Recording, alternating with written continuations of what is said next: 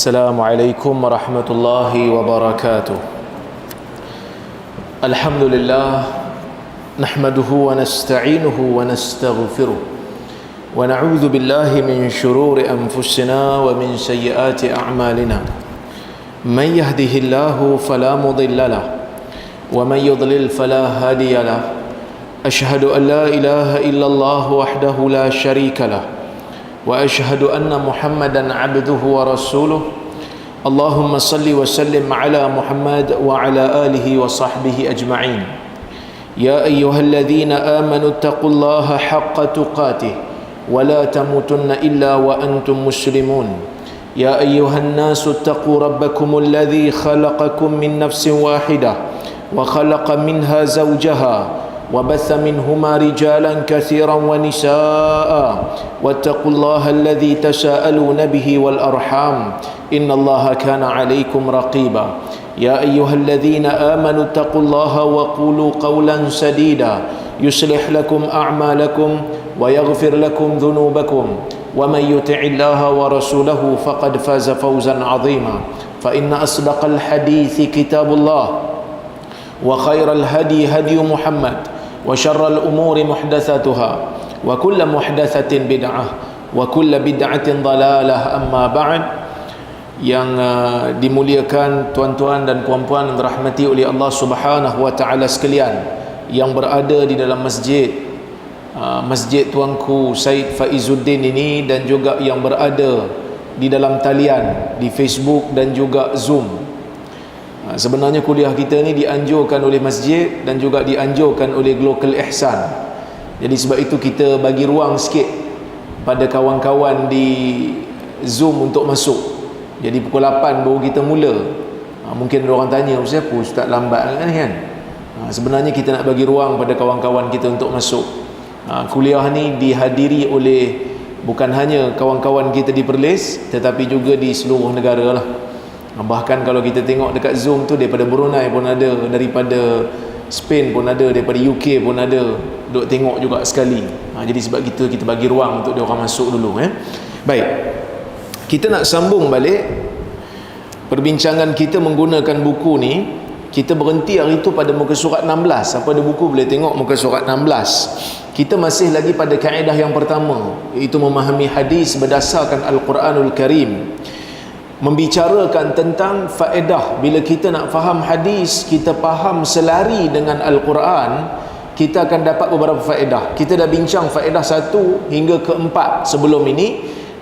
Yang ketiga sebelum ini. Kita nak masuk pada faedah yang keempat, iaitu takhsisul am pada hadis berdasarkan Al-Quran. Apa maksud takhsisul am?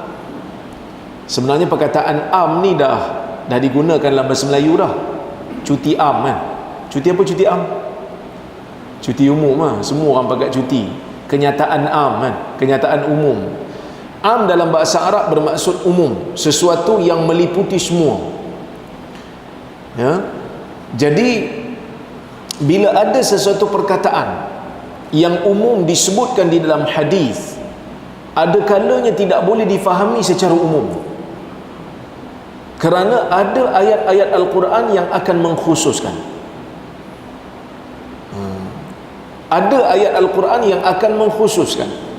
Sebagai contoh, kita tengok para ulama bersepakat menyatakan bahawa tidak mungkin akan ada percanggahan di antara Al-Quran dan Sunnah, kerana kedua-duanya datang daripada sumber yang sama. Itu benda yang disepakati oleh para ulama Ahlussunnah wal Jamaah. Tak mungkin akan ada percanggahan di antara Quran dengan Sunnah.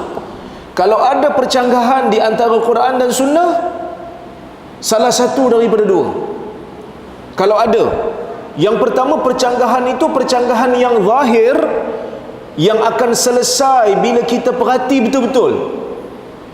Maksud, cara faham kita tu mungkin salah, dengan menjadikan kita seolah-olah anggap berlaku percanggahan di antara Quran dan Sunnah. Sebenarnya tak berlaku pun.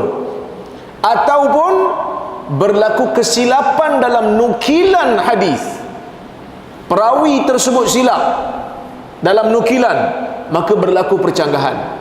Secara asas tak mungkin Nabi SAW nak menyanggahi Al-Quran. Tak mungkin. Sebab Nabi SAW menyampaikan wahyu daripada Allah. Wa ma yantiqu 'anil hawa. Nabi SAW tidak menyebutkan sesuatu berdasarkan hawa nafsunya. Nabi tidak menyampaikan agama berdasarkan kepada hawa nafsunya. In huwa illa wahyu yuha. Tidak lain tak bukan apa yang disampaikan oleh Nabi SAW. Dari sudut menyampaikan agama itu adalah wahyu yang diwahyukan kepada baginda. Ya. Sebab itu Nabi SAW pernah sebut dalam hadis kan, ketika mana Abdullah bin Amr, awal-awal dulu kita baca, bila Abdullah bin Amr ni ditegur oleh Quraisy sebab ditulis semua benda yang keluar daripada Nabi, yang Nabi ajar beragama ni ditulis semua. Quraisy kata, kau nak tulis semua benda ke? Nabi bercakap waktu suka, Nabi bercakap waktu marah, nak tulis semua ke?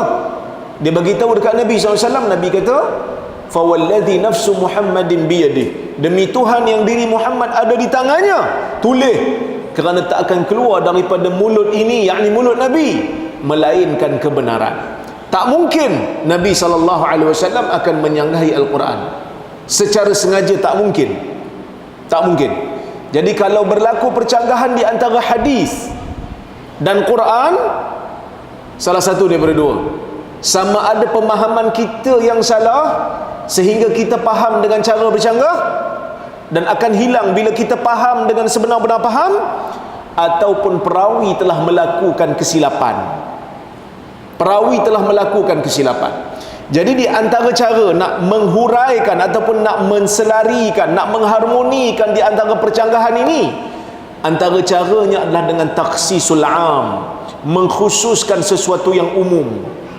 Kita tengok, iaitu Allah Ta'ala, dia kata. Sebab sumber yang sama iaitu Allah. Nabi menyampaikan daripada Allah, hadis tu pun daripada Allah, Quran pun daripada Allah.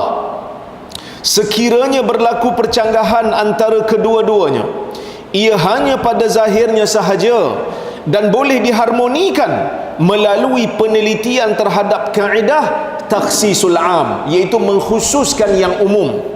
Contohnya adalah hadis berikut, ya, rukun Islam. Nabi SAW meriwayatkan, Nabi SAW menyebutkan seperti mana yang diriwayatkan oleh Ibnu Umar. Dia kata apa?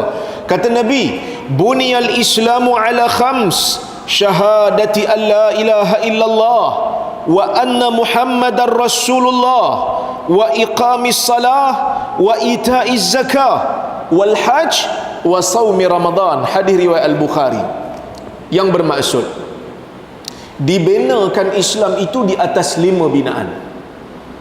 Nabi SAW menggunakan perumpamaan.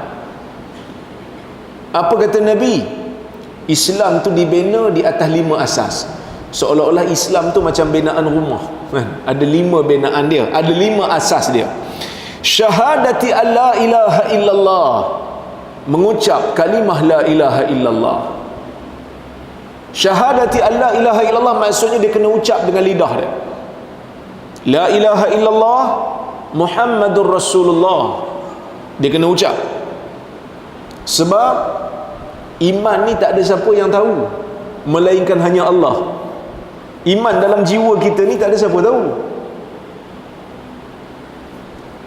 Jadi nak membuktikan kita orang beriman pada orang Islam yang lain, kita kena mengucap lah, kan? Kita kena mengucap. Jadi orang tahu dia Muslim sebab dia mengucap. Dia kata saya nak masuk Islam lah, awak mengucap lah. Tak penting yang tu. Yang penting iman dalam jiwa saya. Tak lah, saya nak berurusan dengan awak sebab selama ni saya tahu awak bukan Islam. Jadi bila dia nak masuk Islam, dia kena mengucap. Sebab itu tak ada istilah kata apa, awak jangan pandang luaran saya, dalaman saya baik, mana awak tahu, kan? Sebab Islam ni dia ada luaran dan dia ada dalaman. Yang luar ni orang nak berurusan dengan kita, kan? Bila orang nampak kita buat benda tak elok, benda maksiat, orang tegur kita. Kadang-kadang ada juga kecenderungan tu, bila kita tegur je dia kata, awak jangan jadi Tuhan, awak jangan jadi Tuhan. Syurga dan neraka saya Allah yang tentukan. Bisa dengar perkataan macam tu, kan? Jangan jadi Tuhan, dia kata. Memanglah. Sebab kalau kita ni Tuhan, kalau kita belagak jadi Tuhan, kan, kita tak tegur, kita Tuhan azabnya. Sebab azab ni kerja Tuhan. Yang kita tegur tu sebab kita bukan Tuhan, sebab tu kita tegur. Sebab teguran tu Tuhan yang suruh. Ta'muruna bil ma'ruf wa tanhauna 'anil munkar. Tuhan suruh tu. Melakukan amar ma'ruf dan nahi munkar ni Tuhan suruh. Jadi dia kata, oh, saya sebenarnya luaran je nampak teruk ni. Dalaman saya Allah Ta'ala je yang tahu, awak jangan. Dia sebab dalaman kita tak bincang panjang.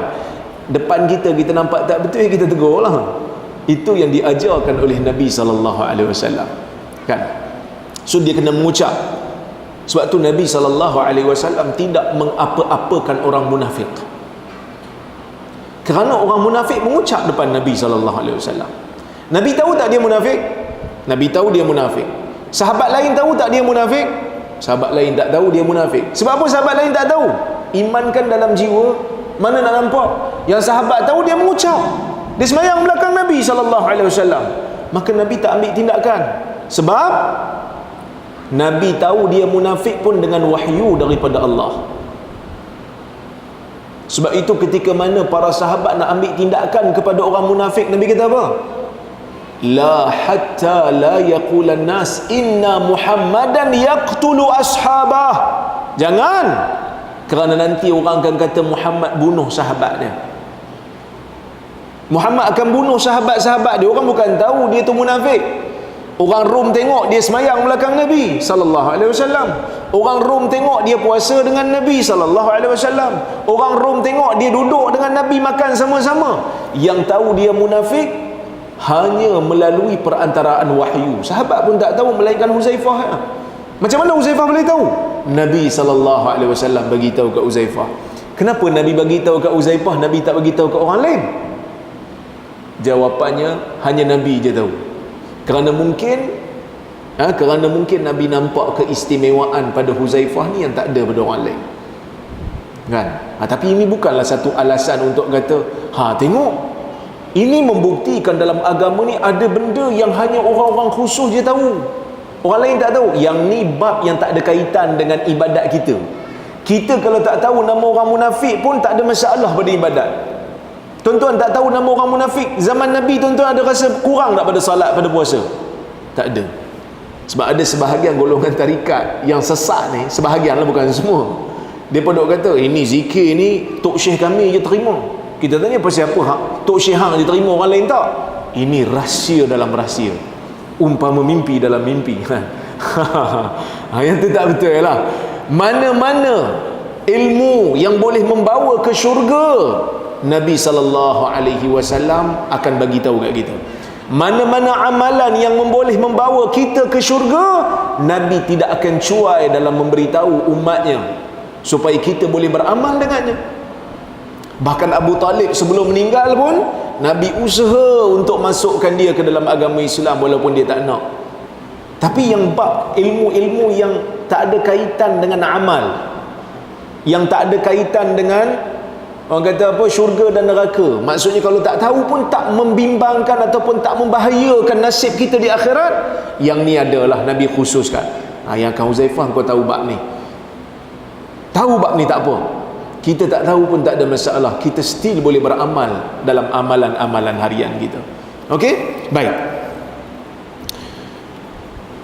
Kemudian wa iqamis salah, mendirikan salat, wa itaiz zakah, dan membayar zakat, wal hajj wa saumi Ramadan, melakukan haji dan berpuasa di bulan Ramadan. Jadi ni yang kita panggil sebagai rukun Islam.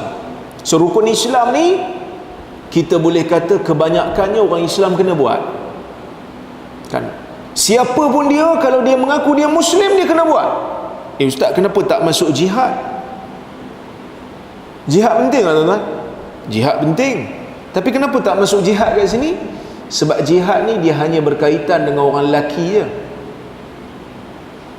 Orang perempuan dia tak wajib berjihad, turun ke medan perang, angkat senjata tak wajib, kan? Taat pada ibu bapa, taat pada ibu bapa tak masuk dalam ni, sebab bukan semua orang ada ibu bapa yang hidup. Ada yang lahir-lahir mak ayah meninggal, macam Nabi kita Muhammad SAW. Jadi yang ni kita boleh kata ibadat yang asas, yang kita boleh kata semua orang terlibat, kan? Semua orang Islam terlibat. Okey, baik. Kemudian saya sebut di situ, zahir hadis ini menunjukkan bahawa sesiapa yang menyempurnakan rukun ini, maka dia termasuk dalam kalangan orang Islam. Jadi kalau dia mengaku dia Muslim, dia kena buatlah benda ni, dia kena buat benda-benda ni. Tapi kalau tinggal kan, kalau tinggal syahadah, kita tak boleh kata dia Muslim, dia tak syahadah depan kita. Tapi kalau asalnya memang dia lahir Muslim, lahir dalam keluarga Islam, solat bersama dengan kita, kita anggap dia Islam lah. Ni orang yang kita kenal dia asal kafir, dia tak mengucap depan kita, kita tak boleh lah kata dia Muslim. Tak ada bukti, dia kena mengucap. Dia meninggalkan salat dengan sengaja. Ulama beza pendapat dalam isu ni. Ada yang mengatakan siapa tinggal salat dengan sengaja kafir. Ini mazhab Hanbali. Majoriti ulama kata sesiapa yang meninggalkan salat secara sengaja, ada dua keadaan. Dalam keadaan, kalau yang pertama dia ingkar, dia kata salat 5 waktu ni tak wajib, hanya sunat. Salat 5 waktu tak wajib, makruh. Dia kafir lah. Tapi kalau dia tak salat tapi dia mengaku salat tu wajib tapi saya malas, yang ni dia fasik. Okey? Dan sesiapa yang mengingkari semua benda yang disebut dalam hadis ni, ingkar, dia kata benda ni bukan wajib pun, haji tak wajib, puasa tak wajib, maka dia menjadi kafir. Dia kena mengaku kewajipan benda ni. Jadi sebab itu bila Allah Ta'ala turunkan hukum, berlaku kewajipan pada kita dua benda. Bila Allah Ta'ala turunkan hukum aja, dan hukum tu disebut dalam Al-Quran ataupun sunnah secara ijma', maka ada dua kewajipan. Yang pertama, kita kena lakukan benda tu. Yang kedua, kita kena percaya kewajipan benda tu kalau disebut ia wajib. Termasuk juga benda yang haram lah. Kalau benda tu diharamkan oleh Allah dan Rasul secara ijma', kita kena tinggalkan benda tu satu hal, dan kita kena percaya benda tu haram satu hal. Siapa yang mengingkari benda ni jadi kafir. Contoh, satu orang dia tak minum arak, dia tak minum.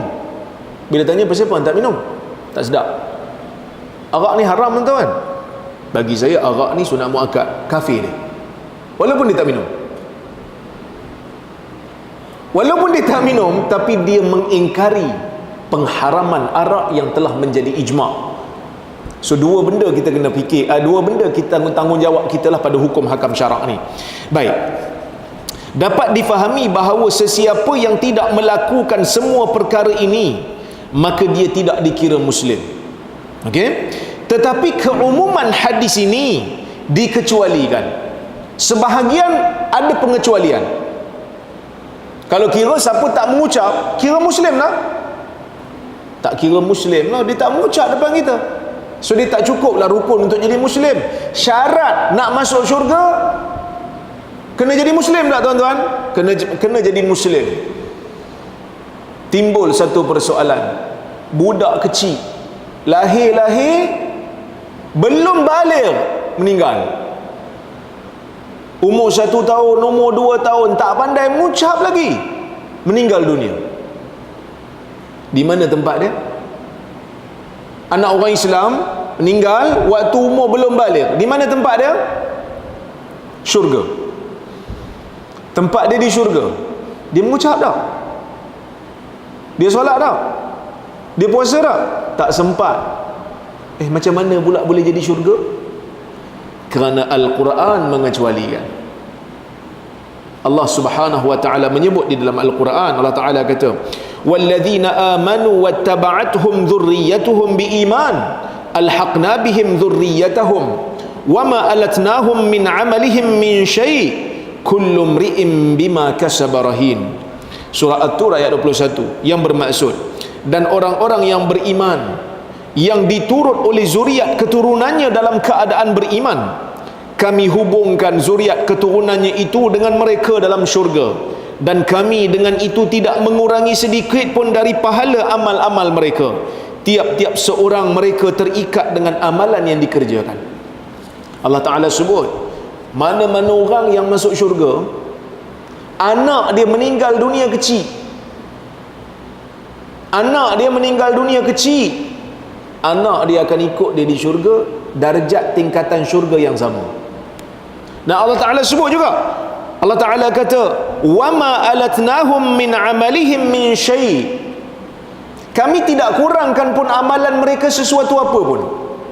Maksudnya bukan Tuhan ambil pahala ayah dia bagi ke anak dia untuk anak dia masuk syurga. Tak. Tuhan tak ambil yang tu.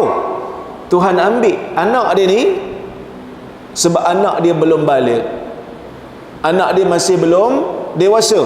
So anak dia tu akan ikut bapak dia, walaupun anak dia tak cukup lagi amalan, belum cukup syarat 5 ni, belum cukup. Tapi ayat Quran ni bila kita faham hadis Nabi SAW ni hanya berkaitan dengan orang yang balik sahaja, tak ada kaitan dengan orang yang belum balik. Yang mana orang belum balik, kalau dia meninggal dunia, dia akan masuk ke dalam syurga Allah. So Quran telah mengecualikan, Quran telah mengecualikan umumnya hadis Nabi SAW. Sebab kalau tengok hadis tadi, dia kata Islam dibina di atas 5, dia tak beza pun yang balik dengan yang tak balik. Tapi bila kita baca ayat Quran, oh ada pengecualian. Yang mana yang belum balik, Allah Ta'ala akan kecualikan daripada hadis yang Nabi SAW sebut tadi. Sebahagian ulama tafsir mengatakan bahawa perkataan zuriat dalam ayat ini merangkumi anak kecil yang meninggal dunia sebelum mereka mencapai umur baligh. Nampak? Anak-anak kecil ini akan masuk ke syurga bersama bapa mereka yang beriman. Walaupun mafhum, walaupun kefahaman daripada hadis mengatakan bahawa seseorang perlu memenuhi 5 rukun iman untuk menjadi Muslim yang hakiki, tetapi ayat Al-Quran ini mengecualikan anak kecil yang meninggal dunia sebelum mereka balik. Anak-anak ini tetap akan bersama ayah mereka di syurga walaupun mereka tidak mengucap syahadah dan memenuhi kesemua rukun Islam kerana mereka masih belum balik. Boleh? Boleh tuan-tuan? Boleh faham? Jadi bila kita faham ayat, bila faham hadis, selari dengan ayat Quran, kita baca ayat ni, oh kita faham hadis yang sana tadi tu bukan maksud umum pada semua orang, hanya pada orang yang balik. Orang yang belum balik yang meninggal dunia dikecualikan daripada hadis tu. Mana hang tahu ada pengecualian? Quran bagi tahu. Quran bagi tahu. Quran telah mengecualikan sebahagian. Okey? Baik. Faedah nombor 5. Membezakan makna lafaz mushtarak dalam Al-Quran dan juga hadis. Okey? Seseorang yang faqih hendaklah mentafsirkan lafaz yang terdapat dalam Al-Quran berdasarkan apa yang dikehendaki oleh syarak. Seorang bila nak tafsir hadis, bila nak tafsir Quran, dia kena tafsir berdasarkan kaedah syarak. Dia tak boleh tafsir ikut suka dia. Maksud tafsir ikut suka dia macam mana? Bila dia nak buat tindakan apa pun, dia akan cari mana-mana dalil yang sokong dia. Mana-mana dalil yang tak sokong dia, dia buat-buat tak nampak. Yang ni bahaya. Ini perangai ulama ahli kitab zaman dulu. Mana-mana ayat yang sokong dia, dia akan ambil. Mana-mana yang lawan dia, dia tinggal.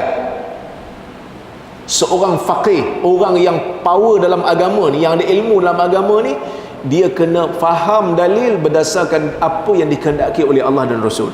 Okey. Bahkan adalah dilarang untuk meletakkan sesuatu lafaz pada sesuatu yang tidak dikehendaki oleh syarak. Hakikatnya setiap lafaz dalam Quran dan sunnah ni ada makna yang pelbagai. Maksud perkataan ni ada makna, perkataan ni ada, bahkan kadang-kadang ada satu perkataan boleh difahami dengan banyak makna. Lafaz ini dipanggil lafaz mushtarak. Satu perkataan yang boleh difahami dengan banyak makna, perkataan ni dipanggil perkataan mushtarak. Okey. Contoh, kita tengok contoh. Hadis larang kita berlari pergi ke masjid. Ada hadis larang kita pergi lari pergi ke masjid. Kata orang Perak, berambat. Jangan berambat pergi ke masjid. Okey, tengok hadis kata apa.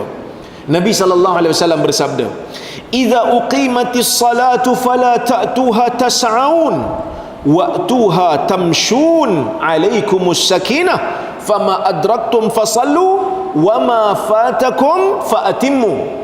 Hadis riwayat Al-Imam Al-Bukhari, yang bermaksud apabila salat itu telah didirikan, apabila salat itu telah diiqamahkan, jangan kamu datang dalam keadaan berlari.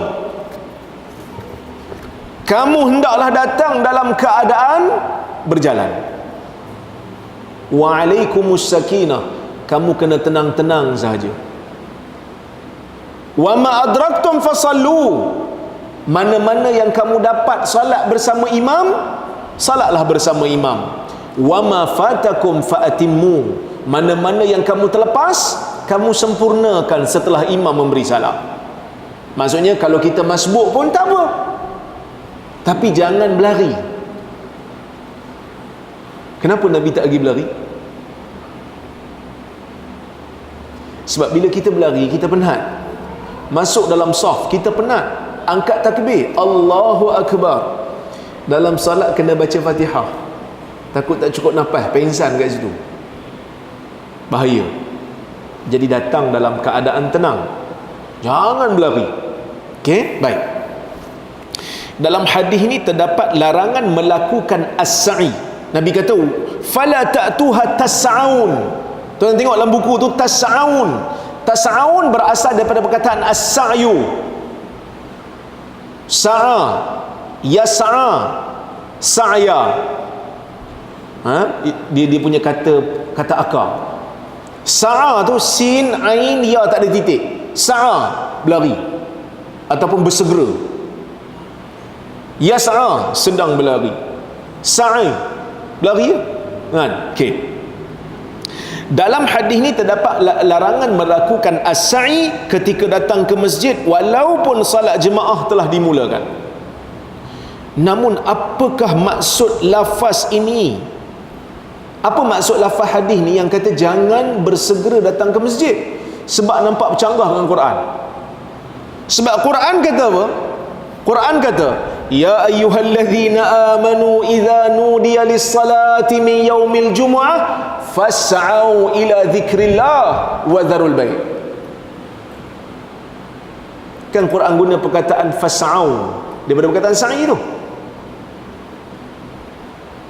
Wahai orang-orang yang beriman, apabila telah diserukan untuk melakukan salat Jumaat, fas'au ila dzikrillah, bersegeralah kamu untuk mendengar peringatan daripada Allah. Bersegera pergi dengar khutbah.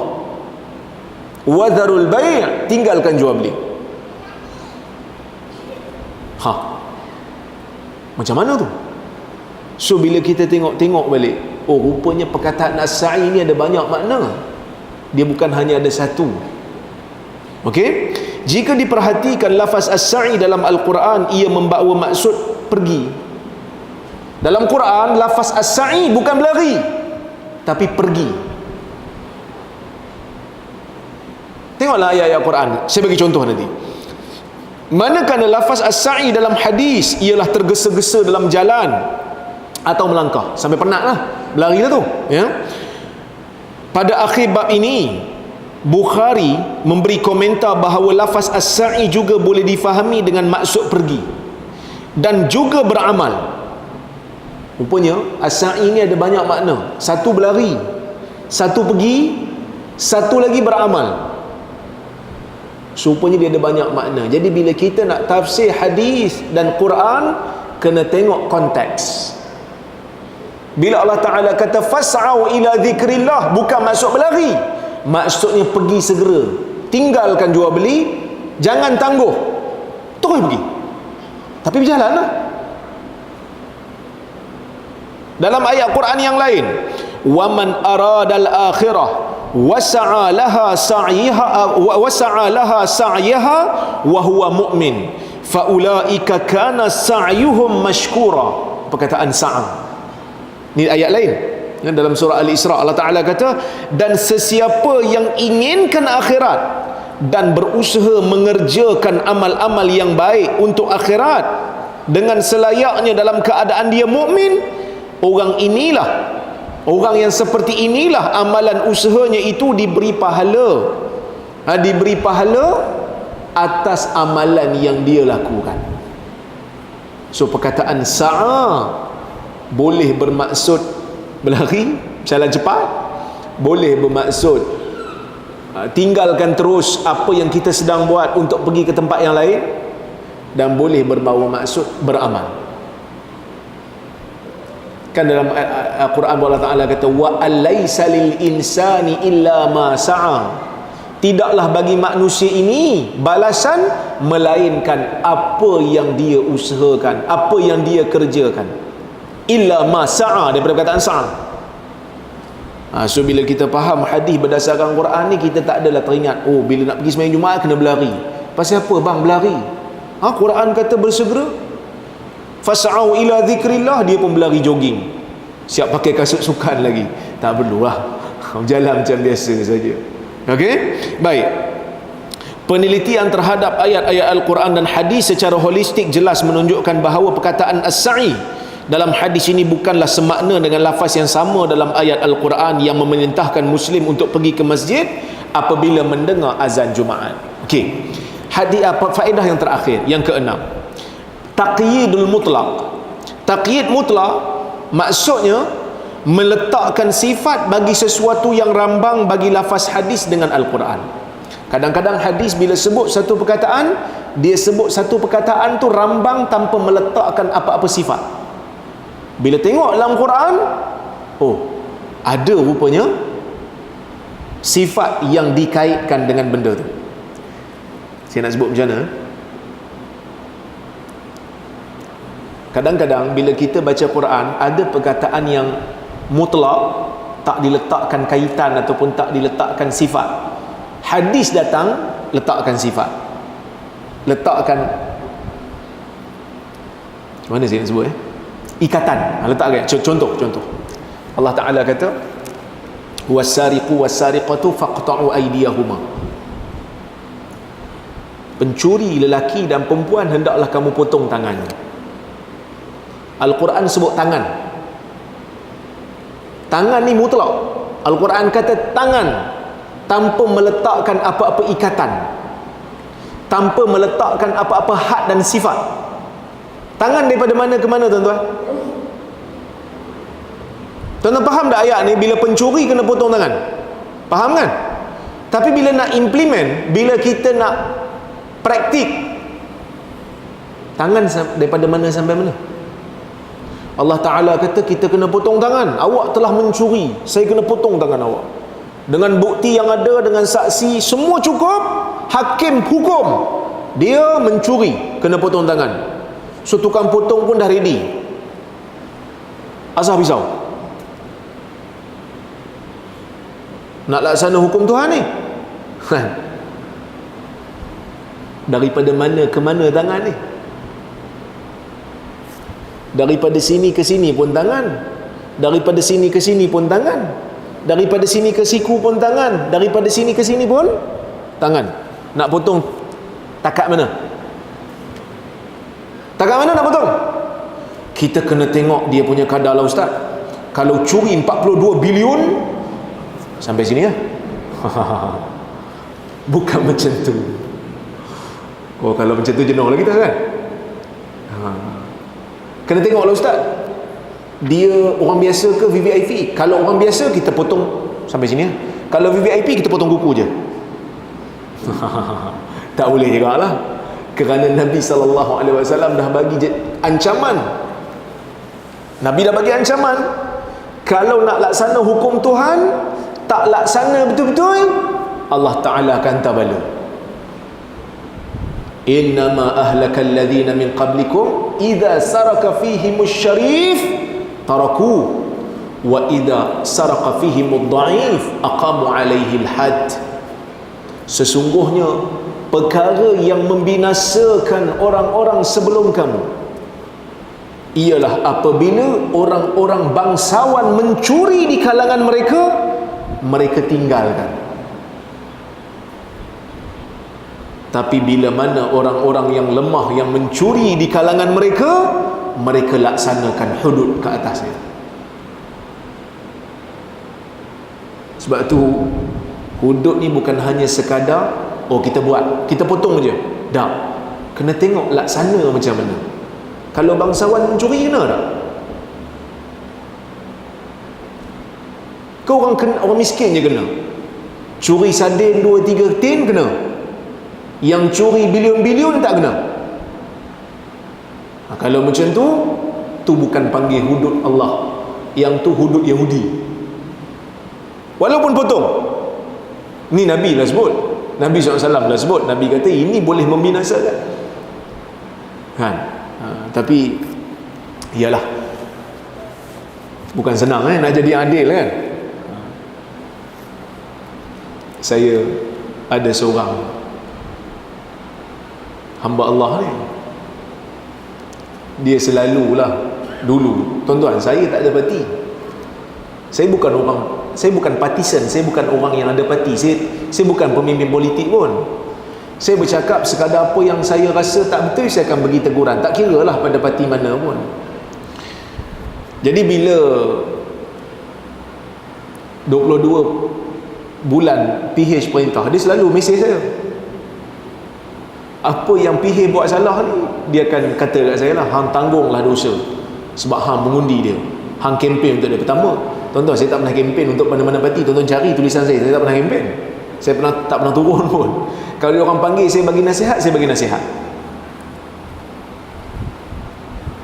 Tak apalah, takdir Allah jatuhlah PH ni. Bagi saya baguslah juga jatuh. Naik pemerintahan yang lain, lepas tu dia tak ganggu saya dah. Sebab parti yang dia sokong tu dah jadi pemerintah dah. Kebetulan baru-baru ni keluarlah satu statement, kan, tak ada dah cerita pasal hudud ni muncul. Jadi saya hantar mesej kat dia. Saya kata, mana yang duk kata nak hudud sangat tu, mana? Dah perintah dah ni. Dia kata, awak AJK Fatwa Perlis kan, Perlis lah buat dulu, kita nak tengok di Perlis. Dah, saya pula kena. Kok mana pun saya kena juga. Padahal undang-undang jenayah bukan bawah negeri, undang-undang jenayah bawah federal. Tapi itulah manusia, tuan-tuan. Dia nak tengok orang dia tak nak buat apa pun.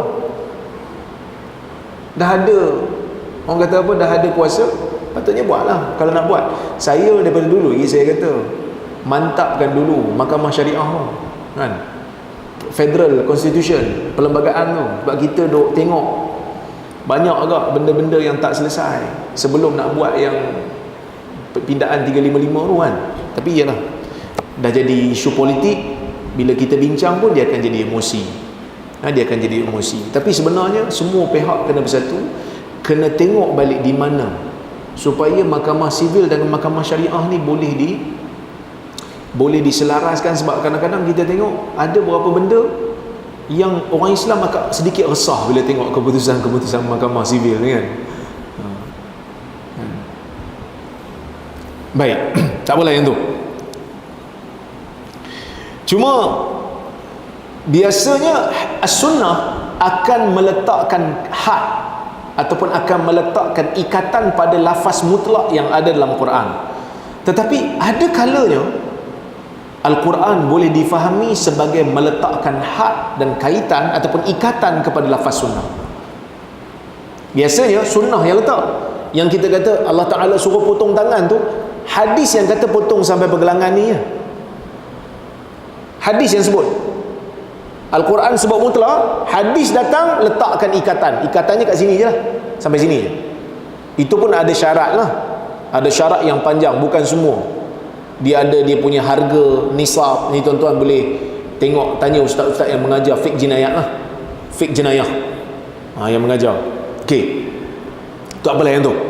Cuma ada kalanya bila kita baca Quran, kita akan dapati Al-Quran boleh meletakkan ikatan pada umum ataupun mutlaknya lafaz hadis. Contoh, Nabi SAW sebut, innal mayyita la yu'adzabu bibukai ahlihi alaih.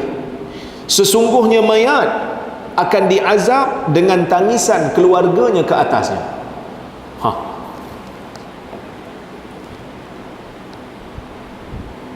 Mayat mati, mayat memanglah mati kan. Mayat, satu orang mati jadi mayat, ahli keluarga meratap, mayat tu kena siksa. Boleh? Tuan-tuan boleh terima tak? Kita tak ada buat apa pun, kita mati. Kita bukan boleh larang, kita mati. Dia meratap ni benda yang haram lah.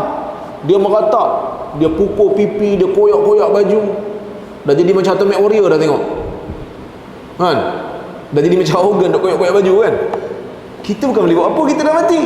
Tiba-tiba Nabi kata mayat kena azab. Nampak macam macam tak kena je. Tengok dalam Quran. Bila tengok dalam Quran, Allah Ta'ala jelas begitu, wala taziru waziratun wizra ukhra. Seseorang yang menanggung beban, dia tak akan tanggung dosa orang lain. Orang yang berdosa ni, dia tak akan tanggung dosa orang lain, dia tanggung dosa dia je. Baru kita faham. Kita kena faham hadis ni berdasarkan ayat Quran ni, iaitu mayat tak akan tanggung dosa orang lain. Sebab dulu ada seorang penceramah, dia sebut, dia kata mana-mana anak yang tak semayang, mayat dekat dalam kubur akan disiksa sebab anak tak semayang. Perkataan umum macam tu bahaya, tuan-tuan. Kita bagi azan dulu.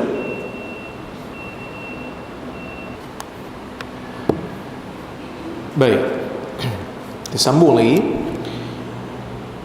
Dengan ayat Al-Quran ni kita dapat faham bahawasanya seseorang yang berdosa, dia hanya tanggung dosa dia je, dia tak tanggung dosa orang lain, kecuali kalau dosa itu memang datang daripada dia. Contoh, Nabi sallallahu alaihi wasallam sebut, man sanna fil islami sunnatan hasanah falahu ajruha wa ajru man amila biha ila yaumil qiyamah min ghairi an yanqusu min ujurihim syai', wa man sanna fil islami sunnatan sayyi'ah falahu wizruha wa wizru man amila biha ila yaumil qiyamah min ghairi an yanqusu min auzarihim syai', atau kama qala. Nabi SAW sebut dalam hadis, Nabi kata, sesiapa yang menunjukkan sunnah yang baik dalam agama ni, siapa yang menghidupkan satu sunnah yang baik, maka dia akan dapat pahala bila dia amalkan benda baik itu, dan dia akan dapat pahala bagi orang yang ikut dia sampai hari kiamat, tanpa ada kurang sedikit pun pada pahala orang yang mengamalkan. Contoh, tuan-tuan hidupkan satu sunnah, dan sunnah tu orang tak buat lama, orang tengok benda ni sunnah. Contohlah ustaz-ustaz yang dulu bila dalam masyarakat Melayu kan banyak baca Yasin malam Jumaat kan. Jadi tuan-tuan mulakan sunnah, tuan-tuan cuba sebut, tuan-tuan malam Jumaat sunnahnya baca surah Kahfi. So orang follow, tuan-tuan buat, orang follow sampai bila-bila, kerana tuan-tuan yang mulakan dalam negeri tu, dalam kampung tu, akan dapat pahala sampai bila-bila selagi mana ia diamalkan. Min ghairi ayyang qusa min ujurihim syai'. Pahala orang yang beramal, yang mengikut tu tak kurang pun. Bukan maksud Allah Ta'ala kerat dua pahala tu, setengah bagi kat orang yang beramal, setengah bagi pada orang yang tunjuk. Tak, Tuhan akan bagi pahala lain. Yang ni dapat pahala sempurna, orang yang amal ni.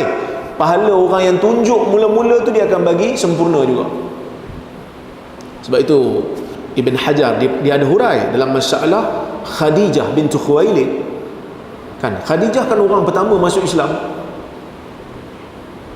Bila Nabi SAW terima wahyu je, Khadijah terus beriman. Tak ada cakap banyak, dia terus beriman dengan Nabi SAW. Dia terus pujuk Nabi dengan perkataan yang sangat-sangat menunjukkan dia tak ada keraguan langsung pada kebenaran Nabi SAW. Kan Nabi balik dalam keadaan menggeletar takut. Zammiluni, zammiluni, selimutkan saya, Nabi kata. Fazammaluhu hatta dhahaba anhu ar-raw. Dia orang pun selimutkan Nabi. Khadijah selimutkan Nabi. Bila Nabi SAW dah tenang, Nabi cerita, Nabi kata laqad khasyitu ala nafsi, aku takut dengan diri aku ni. Nabi takut sebab pengalaman ni Nabi tak pernah tengok, tak pernah jumpa. Sebab ulama ada dua pendapat. Masa Jibril alaihi salam jumpa Nabi dekat Gua Hira tu, macam mana bentuk Jibril? Ulama ada bincang. Tuan-tuan baca dalam Fathul Bari. Ada yang kata Jibril datang bentuk manusia, ada yang kata Jibril datang bentuk asal tapi tak tunjuk penuh dekat Nabi. Yang Jibril datang bentuk penuh ni lepas pada tu, waktu Jibril turunkan hantar surah Al-Muddathir pada Nabi. Tapi kali pertama tu pun dia datang dalam bentuk dia yang asal, cuma tak tunjuk habis. Jadi kalau itulah bentuk yang Jibril tunjukkan Nabi walaupun tak penuh, dah tentu Nabi takut. Dah datang peluk lah tu kan, tak kenal siapa. Dia bukan datang, dia kata, ya Muhammad, saya ni Jibril, malaikat yang Allah Ta'ala hantar. Ni surat lantikan sebagai Rasul, cukup bulan lepuh diri. Kalau cakap macam tu tuan-tuan, senang cerita, Nabi pun tak payah takut-takut. Macam saya datang ke Perlis ni lah, dah ada surat siap-siap kan. Nah, awak sebagai rektor, saya pun tengok, okey, tugasnya macam ni. Kat mana? Tengok Google sikit, okey, ni tempat dia. Nabi ni Jibril datang peluk 3 kali, suruh baca, lepas tu dia pergi macam tu. Memanglah Nabi takut. Kan ada yang kata Nabi takut dia akan mati. Ada yang kata Nabi takut sebab dia mungkin ditimpa penyakit. Ada yang kata mungkin Nabi rasa dia macam nak gila dah sebab tengok benda pelik. Apa Khadijah kata? Kalla wallahi la yukhzikallahu abada. Tak. Jangan kata takutlah. Allah sekali-kali tidak akan mengecewakan kamu selama-lamanya. Wa innaka latasilur rahim, kerana kamu sentiasa menghubungkan hubungan silaturahim. Wa tahmilul kal wa taqsibul ma'dum wa taqrid dhaif wa tu'inu ala nawaibil haq. Engkau sentiasa menanggung bebanan, engkau sentiasa bantu orang susah, engkau sentiasa beri benda yang istimewa yang orang lain tak boleh beri. Engkau sentiasa muliakan tetamu. Kan? Engkau selalu bantu benda yang benar. So Khadijah pun beriman dengan Nabi SAW. Ibn Hajar kata, sesiapa yang masuk Islam selepas daripada tu, Khadijah akan dapat pahala, kerana Khadijah telah memulakan sunnah yang baik. Mak, ini sebagai satu galakan sebenarnya. Sebab nak menghidupkan satu sunnah yang telah mati ini bukan senang. Tak senang. Nak hidupkan satu sunnah yang dah mati susah tuan-tuan. Kita bukan lawan dengan benda kufur. Kadang-kadang kita lawan benda bid'ah aja, tapi orang punya maki kita. Padahal kita nak suruh balik pada amalan sunnah. Kita kata berhentilah zikir hu ni. Ambil zikir Nabi. Zikir Nabi sempurna. Cantik zikir Nabi ni. Doa Nabi, zikir Nabi kan sempurna. Subhanallah, maha suci Allah. Alhamdulillah, segala puji bagi Allah. Allahu Akbar, Allah maha besar. La hawla wa la quwata illa billah. Tidak ada kuasa dan tidak ada kekuatan melainkan dengan Allah. Kan cantik tu, ayat sempurna. Dia pun duk bantai hu. Advance sikit, kita pun kan, ni zikir ke syok ni?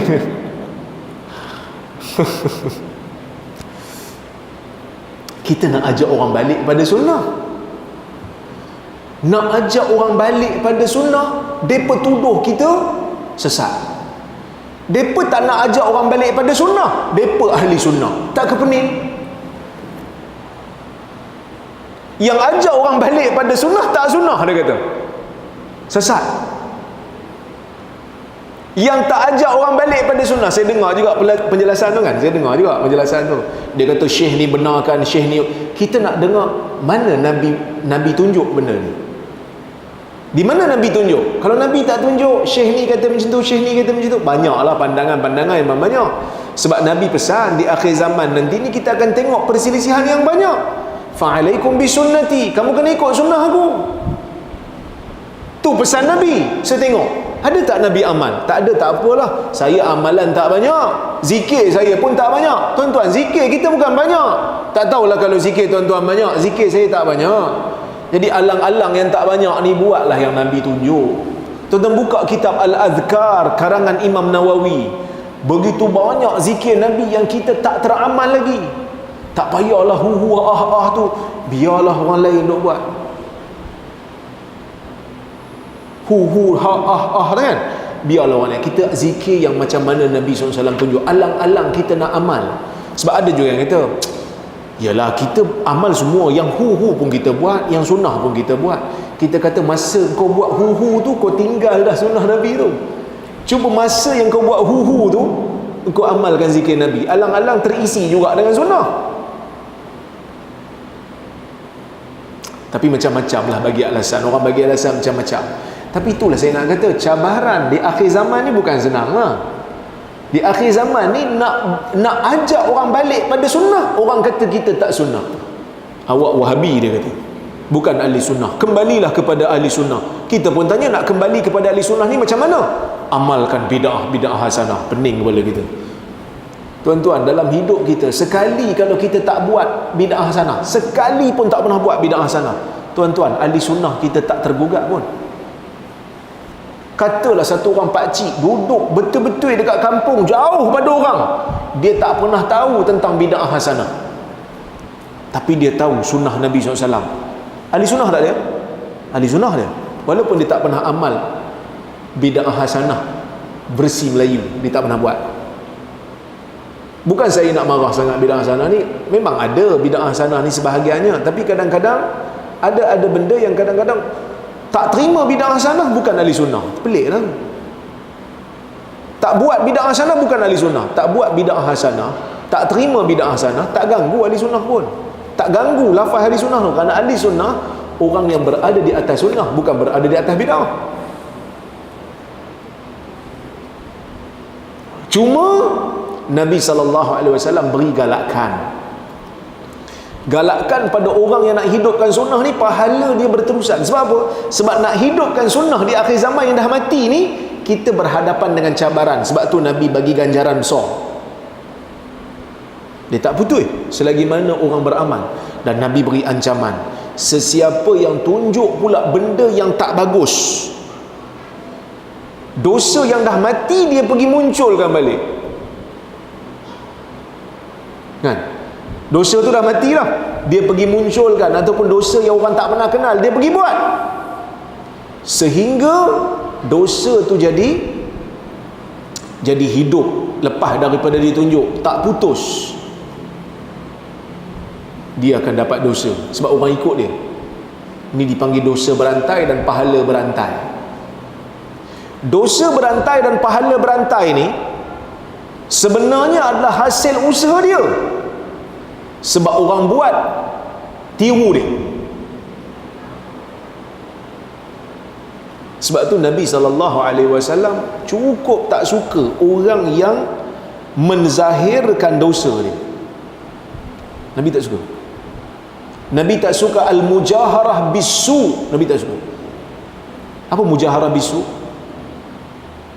Orang yang buat dosa sembunyi-sembunyi, esok pergi cerita, semalam aku buat macam ni, dia cerita kat orang dosa dia. Nabi tak suka. Kenapa Nabi tak suka? Sebab nanti orang dapat idea, oh macam tu dia buat dosa, aku pun nak try. Nabi tak suka. Sebab Nabi nak environment masyarakat Muslim ni environment yang bersih. Kalau kita tahu mana-mana sahabat kita buat maksiat pun, kita tutup. Kalau tak ada kaitan dengan orang lain, tutup, dan kita nasihat sembunyi-sembunyi, sudah. Kecuali kalau benda tu dah tersebar lah, ataupun kalau benda tu berkaitan dengan hak manusia, yang tu kena bagi tahu lah. Yang tu kena bagi tahu pihak berkuasa, yang tu kena cegah terang-terang lah, kan? Kalau berkaitan dengan masalah negara, khianat pada harta awam, yang ni memang kena terang-terang lah. Tapi kalau benda tu benda yang tersembunyi, dosa peribadi, kita tegur sembunyi-sembunyi ya. Tak payah terang-terang. Kerana kalau orang tahu, orang dapat idea, orang duk ikut. So dia akan jadi tak cantik lah dalam masyarakat Muslim. Nabi nak masyarakat Muslim suasana dia suasana yang bersih. Okey, so kita tahu dah yang tu. Bila Allah Ta'ala kata orang yang menanggung dosa tak tanggung dosa orang lain, memang dia tak tanggung dosa orang lain. Kalau orang tiru dia tak tanggung dosa orang. Dia dapat dosa sebab orang tiru dia buat dosa. Ini terutama zaman TikTok, zaman Facebook, macam-macam ni kan. Kena ingat-ingat lah. Bila kita wujudkan satu trend yang berdosa, orang lain nak ikut kita, dan kita pun pakat berdosa sekali. Bahaya. Bahaya. Okey? Baik. Jadi hadis Nabi ni maksud apa? Bila Nabi kata innal mayyita, sesungguhnya mayit, yu'adzabu bibukai ahlihi alaih, diazab sebab ahli keluarga meratap atas dia. Pasal apa mayat ni kena seksa pula? Sebab itulah budaya orang jahiliah, yang mana bila mereka nak mati, mereka akan pesan kepada waris, nanti bila aku mati, kau nangis kuat-kuat sikit. Sebenarnya dalam budaya orang bukan Islam ada sebahagian, bukan semua, sebahagian orang bukan Islam memang ada kan diupah untuk menangis. Tuan-tuan bayangkanlah, ini bukan nak kira menangis ke ketawa, tak kisah. Cuma kalau kita meninggal, orang yang tengok kita meninggal ketawa beramai-ramai, tuan-tuan rasa apa? Bagus juga dia meninggal. Kita rasa apa? Maksudnya orang ni jahat lah, orang tak suka kat dia. Dia meninggal, orang siap buat kenduri kesyukuran, meninggal juga dia. Ada yang sujud syukur, meninggal juga mangkuk ayun ni. Contohlah kan. Maksudnya orang jahiliah dia tak nak macam tu. Dia nak supaya dia meninggal tu orang menangis, menunjukkan dia ni ada harga dalam masyarakat, dia ni ada jasa besar. Jadi dia takut orang tak menangis, so dia pesan, nanti kalau saya meninggal awak ratap lebih sikit, nak tunjuk saya ni ada tempat, saya ni bernilai dan berharga. Jangan ketawa pula, nangis. So pesanan itu diberikan oleh mayat. Pesanan tu diberikan oleh mayat. Jadi bila dia mati, waris meratap betul-betul. Siapa pesan? Mayat pesan. Mayat berdosa tak? Mayat berdosa.